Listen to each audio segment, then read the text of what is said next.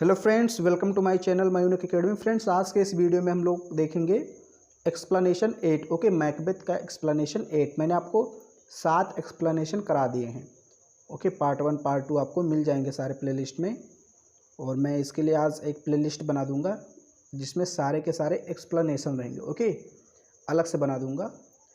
तो ये जो है आपसे एग्ज़ाम में इतना पूछेगा, द प्रिंस से लेकर द प्रिंस ऑफ कम्बरलैंड से लेकर के डीप डिजायर्स तक, यहाँ से यहाँ तक आपसे पूछेगा। कहेगा इसका आपको रेफरेंस लिखना है, कॉन्टेक्स्ट लिखना है और एक्सप्लेनेशन। तो बहुत ही आसान है। सबसे पहले आपको क्या लिखना रहता है? रेफरेंस में यही लिखना रहता है कि ये लाइनें कहाँ से ली गई हैं। तो जैसे मैं कहूँ तो these lines occur in scene 4th of first act, यानी कि पहले एक्ट के चौथे सीन से ये सारी लाइनें ली गई हैं, जो लाइनें हैं। Okay, in Shakespeare's famous tragedy Macbeth, यानी शेक्सपियर का जो प्रसिद्ध दुखांत नाटक है मैकबेथ, उसके पहले एक्ट से। ये देखिए, ये फर्स्ट एक्ट लिखा हुआ है। ओके, यहाँ पर देखिए, फर्स्ट एक्ट के चौथे सीन से। तो इतना आपको रेफरेंस में यही लिख देना रहता है। अब भाई ये आप जब लिख पाएंगे जब आप इसको सही से पढ़े होंगे, एक दो बार इसको पहचानेंगे कि ये लाइनें कहाँ से ली गई हैं। ओके, नहीं तो आप जल्दी ये लिख नहीं पाएंगे। अच्छा, मान लीजिए एग्ज़ाम में आपको ये नहीं पता है कि कहाँ से लाइनें किस एक्ट से ली गई हैं, तो छोड़ना नहीं कि आपको एकदम ब्लैंक ऐसे छोड़ दिए, कुछ लिखे ही नहीं। भाई ये नहीं पता है एक्ट और सीन, लेकिन ये तो पता है कि मैकबेथ से ली गई हैं। तो इस तरह से आप लिख दीजिएगा, these lines have been taken from the Shakespeare's famous tragedy Macbeth. ये तो इतना लिख सकते हैं ना। अरे सीन और एक्ट ना लिख पाएँ लेकिन कुछ तो लिख सकते हैं।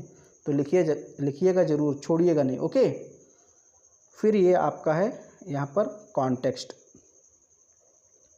कॉन्टेक्स्ट मतलब थोड़ा सा आपको उन लाइनों के बारे में बताना रहता है। मैंने आपको बताया Macbeth is the thane of Cawdor, Macbeth thane of Cawdor बन गया है। Appointed by the king Duncan, जिसकी नियुक्ति किसने की है? डंकन ने। ओके, फिर हाँ, he also declares that his eldest son Malcolm will be the prince of Cumberland who will succeed him as a king after his death। तो राजा ने दो चीज़ें कही थी। एक तो मैकबेथ को उसने थेन ऑफ कैडोर नियुक्त कर दिया। दूसरी बात राजा ने कही कि हमारा जो बड़ा बेटा है, जिसका नाम क्या है? मैल्कम। जो हमारा बड़ा बेटा है मैल्कम, ये देखिए, ये जो मैल्कम है ये प्रिंस ऑफ कम्बरलैंड बनेगा, यानी कम्बरलैंड का राजकुमार बनेगा। और जब मैं मर जाऊंगा, ये देखिए, हु विल सक्सीड, जो आगे बढ़ाएगा, सक्सीड यानी सफल हो जाएगा, हिम एज किंग, एक राजा के रूप में, आफ्टर हिज डेथ, उनकी मृत्यु के बाद।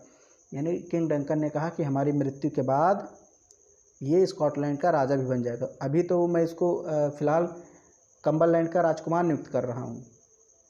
अपने बेटे मैल्कम को कहते हैं, राजा घोषणा करते हैं किंग डंकन कि अभी मैं अपने बेटे मैल्कम को कम्बरलैंड का राजकुमार नियुक्त कर रहा हूँ, लेकिन मेरे मरने के बाद ये पूरे स्कॉटलैंड का राजा हो जाएगा। और यही बात मैकबेथ को अच्छी नहीं लगती। क्यों?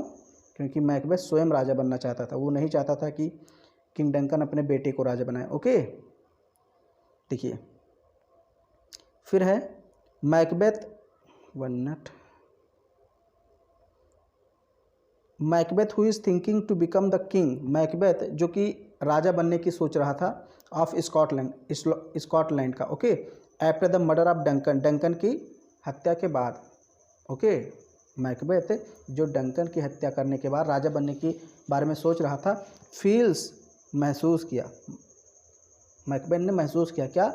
दैट कि Malcolm is another hurdle for him, कि मैल्कम एक और बाधा है उसके रास्ते में। ओके, ऑन द रोड मतलब रास्ते में, to his becoming the king of Scotland, Scotland के राजा बनने के रास्ते में एक और रोड़ा आ गया। रोड़ा मतलब बाधा आ गया।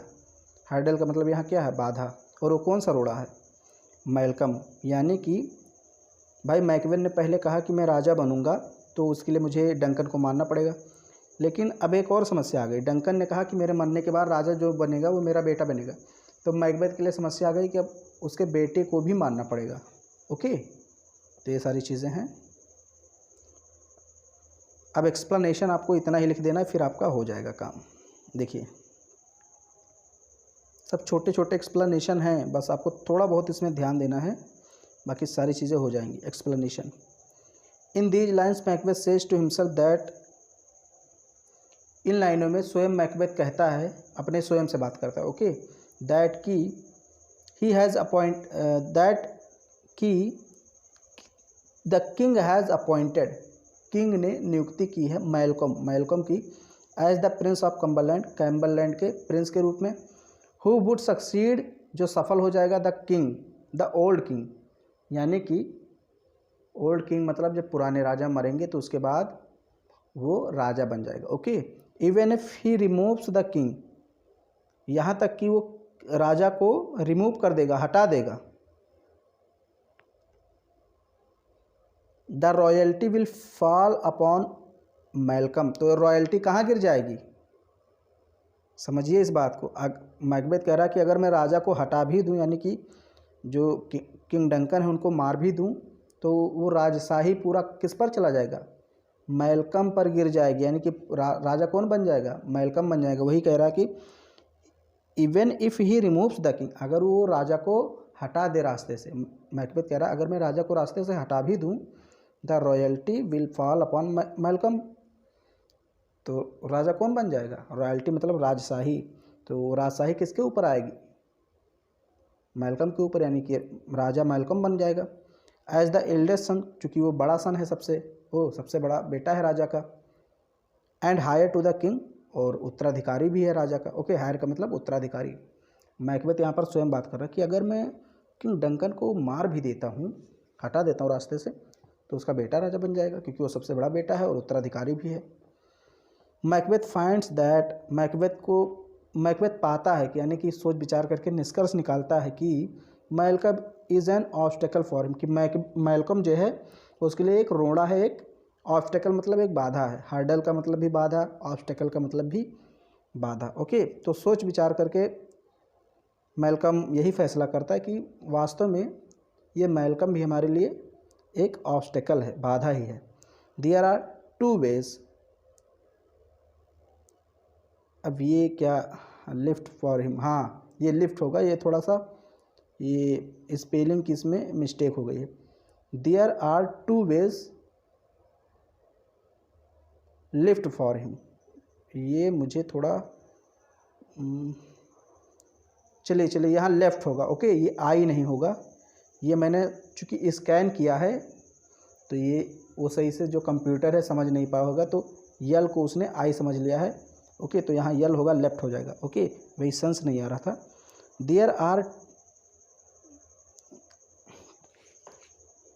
देयर वन मिनट, ये आखिर चल क्यों नहीं रहा है, मैं समझ नहीं पा रहा हूँ। ये देखिए, अच्छा ये प्रॉब्लम है, sorry. There are two ways left for him, उसके पास दो ही रास्ते बचते हैं, मैकबेथ के पास दो ही रास्ते बचते हैं। देयर आर टू वेज, दो रास्ते, लेफ्ट का मतलब बचते हैं, फॉर हिम मतलब उसके लिए। He should either kill Malcolm, या तो वो मैलकम को मार दे, और सरेंडर बिफोर हिम, या फिर उसके सामने सरेंडर कर दे, ओके। भाई मैकबेथ के पास दो ही रास्ते बचते हैं, क्योंकि वो किंग डंकन को तो मारेगा ही मारेगा, या मार दिया, ओके। तो अब या तो वो सीधे सीधे मैलकम को भी हटाए रास्ते से, फिर राजा बन जाए, या सीधी सी बात है कि वो उसके सामने सरेंडर कर दे, okay. And be he subordinate, और उस पर निर्भर हो जाए, यानी कि जो वो कहे वो वही करे, सबॉर्डिनेट का मतलब निर्भर होना।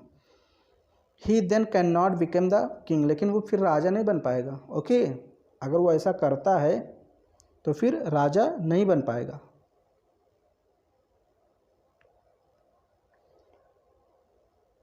फिर आगे है, Macbeth should jump him out and kill him also, Macbeth ने सोचा कि हमको जंप करना चाहिए, यानी छलांग लगानी चाहिए और इसको मार देना चाहिए, ओके। अब छलांग लगा के मारने का मतलब ये है कि हमको इसके अधीन नहीं रहना है, हमको थोड़ा सा आगे बढ़ना चाहिए, आगे की सोचना चाहिए, उसको भी रास्ते से हटाना चाहिए।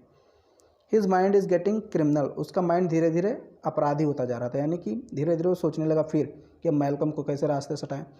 ही request the stars to disappear soon, उसने कहा कि तारों अपनी रोशनी हटा लो, मतलब तुम छिप जाओ। देखिए, ही रिक्वेस्ट, उसने प्रार्थना की, द स्टार्स मतलब तारों से, टू डिसअपियर मतलब गायब हो जाने की, सून का मतलब जल्दी, की अपनी रोशनी जल्दी से गायब कर लो। दैट इज़ क्रिमिनल आइडियाज़ में not come to the knowledge of anyone, ताकि उसका जो आपराधिक विचार है, अपराध वाला विचार है, वो किसी के सामने ना आ पाए। ओके, मैकियावेली ने कहा तारो अपनी रोशनी छुपा लो, अंधेरा कर दो एकदम, ताकि हमारा जो हम गुनाह करने जा रहे हैं, जो हमारे दिमाग में क्रिमिनल वाले विचार भरे हैं, ये कोई देख ना पाए। ओके, तो ये सारी चीज़ें हैं, ये आपको मैंने एक्सप्लेनेशन समझा दिया।